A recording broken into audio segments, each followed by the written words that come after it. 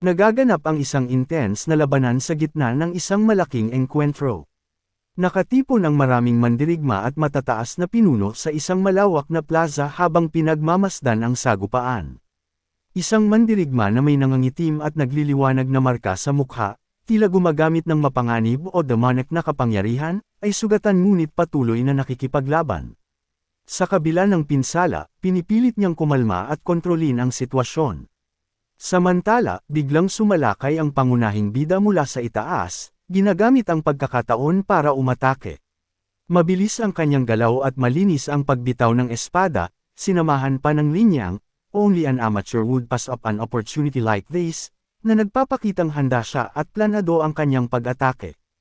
Nagbanggaan ang kanilang mga espada, kumikislap ang mga epekto at lakas ng bawat tama. Ang eksena ay nagpapakita ng halos pantay na lakas, isang matinding pagsubok kung sino ang mas mabilis, mas matalino, at mas determinado sa laban. Ito ay isang high-tension duel kung saan sinamantala ng bida ang pagkakataon upang umatake sa isang kalabang gumagamit ng madilim na kapangyarihan. Ang labanan ay mabilis, marahas, at puno ng enerhiya habang pinapanood sila ng mga nakapaligid na mandirigma.